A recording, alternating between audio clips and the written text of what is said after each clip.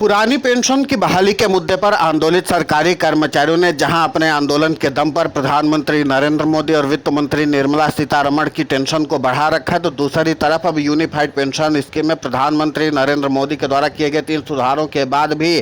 पुरानी पेंशन की बहाली के मुद्दे पर आंदोलित सरकारी कर्मचारियों ने यूनिफाइड पेंशन स्कीम को स्वीकार करने से साफ शब्दों में मना कर दिया है। उन्होंने कहा कि बीआरएस को लेकर के सरकारी कर्मचारियों की सबसे बड़ी आपत्ति थी और वही सबसे बड़ी समस्या भी थी। उन्होंने कहा कि अगर कोई भी कर्मचारी अपने इच्छा अनुसार रिटायरमेंट ले लेता है और उसके बाद उसको अगर 60 साल तक अपनी पेंशन के लिए इंतजार करता है तो ये कहाँ की न्याय है। उन्होंने कहा कि जिस तरीके से पुरानी पेंशन की बहाली के मुद्दे पर सरकारी कर्मचारी आंदोलित हैं, उसको ध्यान में रखते हुए सरकारी कर्मचारियों को अभी इस बात पर विचार करना आवश्यक हो गया है कि क्या केंद्र की नरेंद्र मोदी सरकार सरकारी कर्मचारियों की पेंशन की जीपीएफ के लिहाज से काम कर रही है या नहीं। उन्होंने कहा कि जब तक जीपीएफ की प्रणाली सीधे तौर पर यूनिफाइड पेंशन स्कीम में शामिल नहीं की जाएगी और खासकर बीआरएस को लेकर के सरकार अपनी नीति स्पष्ट नहीं करेगी, तब तक पुरानी पेंशन की बहाली के मुद्दे पर आंदोलित सरकारी कर्मचारी किसी भी हाल में यूनिफाइड पेंशन स्कीम को स्वीकार नहीं करेंगे। लेकिन इसी के साथ अब प्रधानमंत्री नरेंद्र मोदी ने आला दर्जे के अधिकारियों के साथ बैठक करने का मन बना लिया है। सूत्रों के हवाले से मिली जानकारी के अनुसार ये बात सामने आई है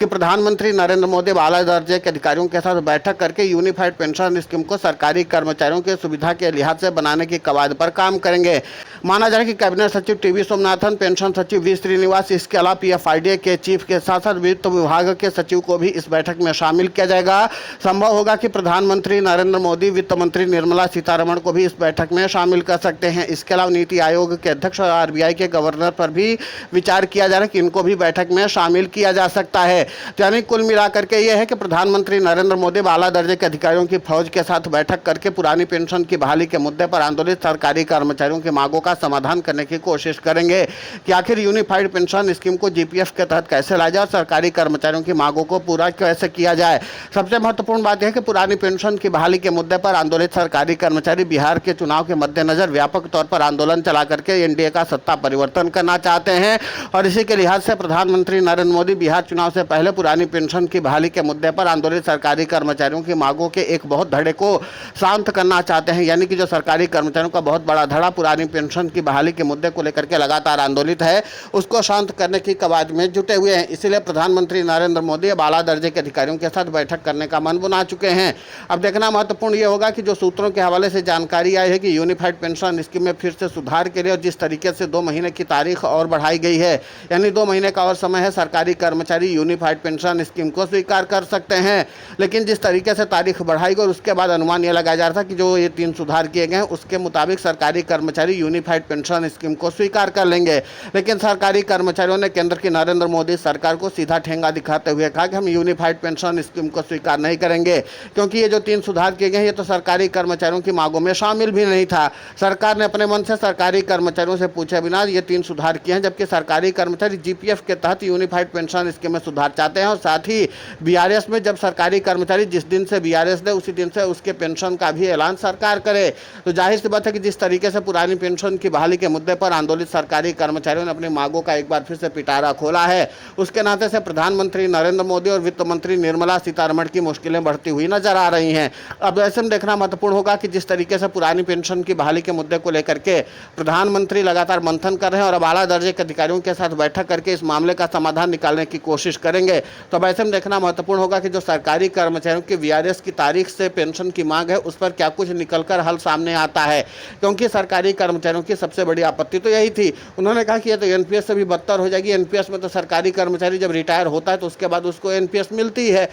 यहाँ पर अगर सरकारी कर्मचारी ने वीआरएस ले लिया तो उसको एक लंबा वक्त इंतजार करना पड़ सकता है अपनी पेंशन के लिए, और क्या पता कि सरकारी कर्मचारी तब तक वहाँ पर अपनी पेंशन लेने के लिए जीवित रहेगा भी या नहीं। सबसे अहम बात है कि कोई सरकारी कर्मचारी अपनी पारिवारिक मजबूरी के नाते से अगर वीआरएस लेता है तो भी वो पेंशन के लिए और आर्थिक समस्याओं का सामना लगातार 60 वर्ष करता रहेगा, और 60 वर्ष सरकारी कर्मचारी जब इंतजार करेगा तो उसके बाद वो पेंशन का लाभ कितना ही ले पाएगा। तब ये तमाम सवाल हैं जिसका जवाब केंद्र की नरेंद्र मोदी सरकार को देने हैं। और सबसे अहम बात है कि केंद्र की नरेंद्र मोदी सरकार क्या सरकारी कर्मचारियों की मांगों पर गंभीरता से विचार करेगी भी या नहीं। लेकिन इतना तो तय है कि सरकारी कर्मचारियों ने इन 3 सुधारों के साथ प्रधानमंत्री नरेंद्र मोदी को झुकाने के लिए और व्यापक रणनीति बना ली है। अब सरकारी कर्मचारी 25 नवंबर को राष्ट्रीय राजधानी दिल्ली में बहुत बड़ा और व्यापक आंदोलन करने वाले, और माना जा रहा है कि वो यूनिफाइड पेंशन स्कीम के खिलाफ ऐलान जंग होगा। आपको बता दें कि एनएमओपीएस के राष्ट्रीय अध्यक्ष और अटेवा के प्रदेशाध्यक्ष विजय कुमार बंधु ने साफ तौर पर कहा है कि हमारी लड़ाई किसी सरकार से नहीं, हमारी अपनी मांगों की लड़ाई है। और अगर केंद्र की नरेंद्र मोदी सरकार सरकारी कर्मचारियों की मांगों को गंभीरता से लेती है और उसका समाधान करती है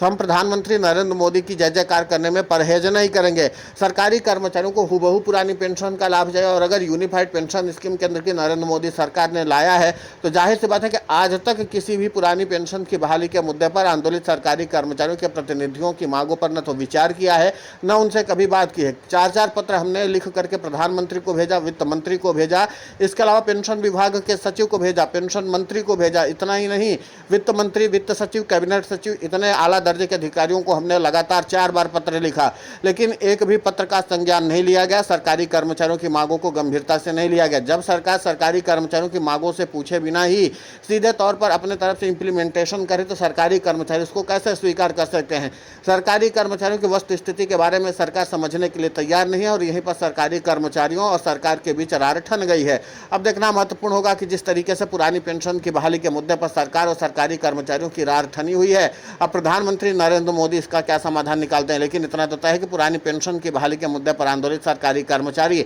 अब प्रधानमंत्री नरेंद्र मोदी को झुकाने के लिए इन 3 मांगों के जरिए ही बहुत बड़ा और व्यापक आंदोलन करने वाले हैं। माना जा रहा है कि इस पर पीएफआरडीए के चीफ की भी नजर बनी हुई है। फिलहाल इस पूरे घटनाक्रम को लेकर के आपकी प्रतिक्रिया बहुत महत्वपूर्ण होती है, आप हमें कमेंट करके जरूर बताएं। साथ ही पुरानी पेंशन की बहाली के मुद्दे पर हम लगातार आंदोलित होकर के खबरें चला रहे हैं। आप हमारे समर्थन के लिए चैनल को सब्सक्राइब करें, खबर को ज़्यादा से ज़्यादा शेयर करें ताकि पुरानी पेंशन की बहाली का मुद्दा और बुलंद हो।